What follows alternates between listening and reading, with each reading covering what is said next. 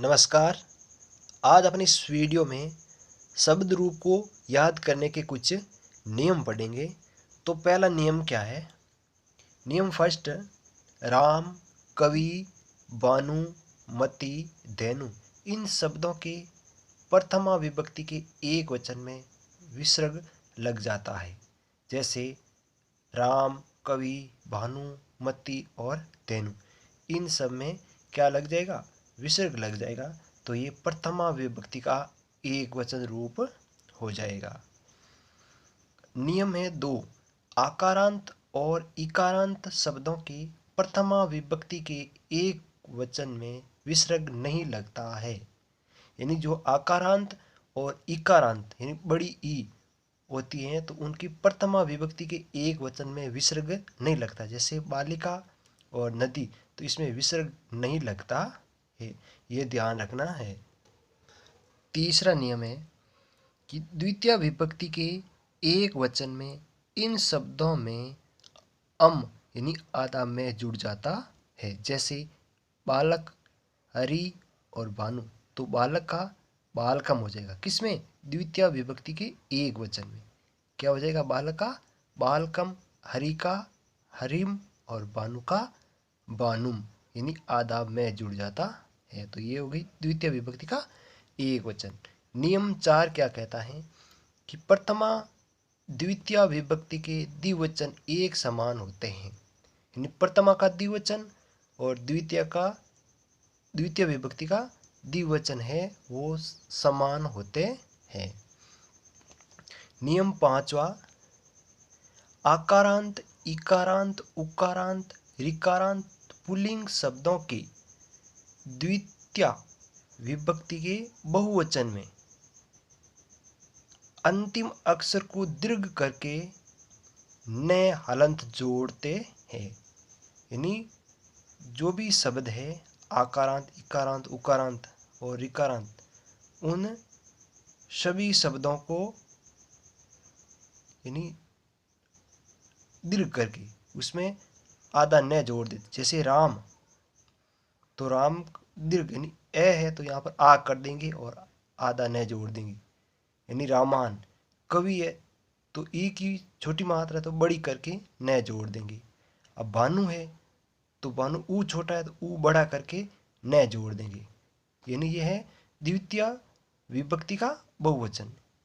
यानी कोई भी वर्ण है उनको दीर्घ करके पीछे न जोड़ देते हैं तो वे द्वितीय विभक्ति का बहुवचन बन जाता है।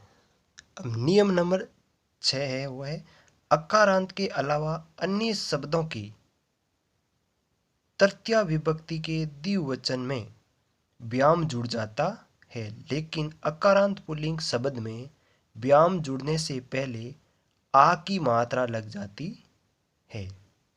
अब जैसे लो बालक, तो यहाँ पर व्याम लगाने से पहले आ की मात्रा लगी बाल का व्याम। लेकिन हरि और नदी है उसमें हरि लिखा हुआ है यानी हरि व्याम और नदी व्याम। तो अकारांत जो शब्द है उसका द्विवचन बनाते समय व्याम से पहले आ की मात्रा लग जाती है, ये ध्यान रखना है। नियम 7, तृतीया के बहुवचन में उपरोक्त यानी ये जो दिए गए हैं शब्दों में भी जुड़ता है, परंतु अकारांत पुल्लिंग शब्दों में भी न जुड़कर ए जुड़ता है। यानी हरि और नदी में तो बी जुड़ता है, लेकिन अकारांत यानी बालक की जो ये अकारांत है इसमें बी न जुड़कर ए जुड़ता है। जैसे बालक तो बाल के, क्या हो गया? बालक का बाल के यानी तृतीय विभक्ति का बहुवचन। लेकिन हरि, नदी इनका क्या रूप चलेगा? हरि भी, नदी भी, ये तृतीय विभक्ति का बहुवचन है लेकिन अकारांत शब्द में ए लगता है तो इसमें हुआ बाल के। ये था 7वां नियम।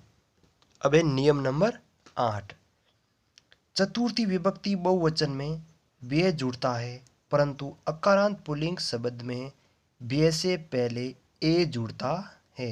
जैसे बालक तो बाल के व्यय यानी ए में ए की मात्रा हो जाती है तो बाल के व्यय हो गया।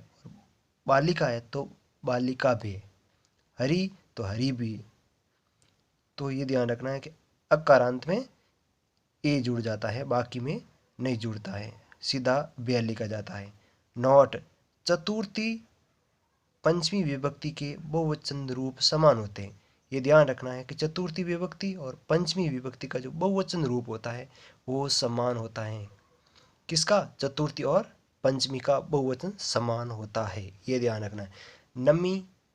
नमा नियम है वह षष्ठी विभक्ति बहुवचन में नाम या णाम जुड़ता है। क्या जुड़ता है?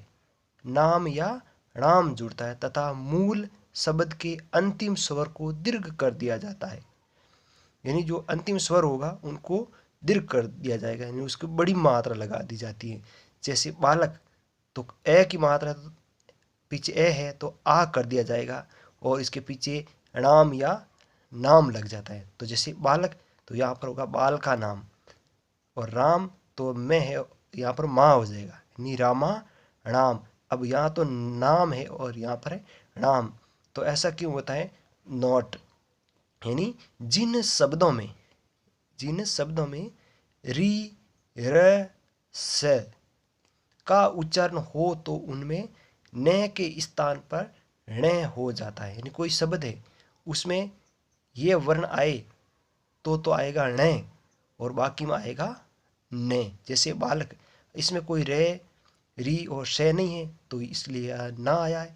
बाकी राम में रे है इसलिए यहाँ पर णा आया है। इसी प्रकार जो तृतीय विभक्ति का एक वचन होता है, जैसे रामायण और बालकेन, तो उनका भी यही नियम है कि री रे और से होगा तो वहाँ पर होगा ण, बाकी के साथ चलेगा न।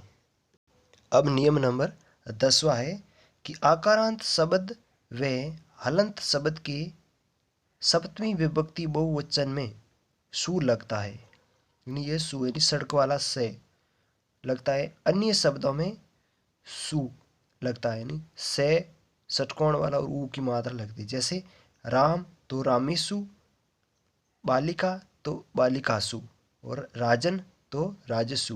यानी ये ध्यान रखना है कि आकारांत और नकार जो हलंत वाला है इसको नकारांत भी बोलते हैं, यानी इसमें हलंत लगा हुआ है, तो ऐसे शब्दों के तो ये सु लगेगा, यानी सड़क वाला, और बाकी जो शब्द है उनके साथ में ये षटकोण वाला, यानी आकारांत और हलंत वाला जो होता है वहाँ तो ये सु लगेगा, बाकी के साथ ये सु लगेगा।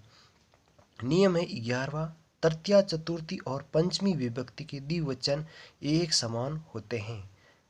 तृतीया चतुर्थी और पंचमी के द्विवचन रूप है वो समान होते हैं। नियम 12, षष्ठी और सप्तमी विभक्ति का द्विवचन एक समान होते हैं।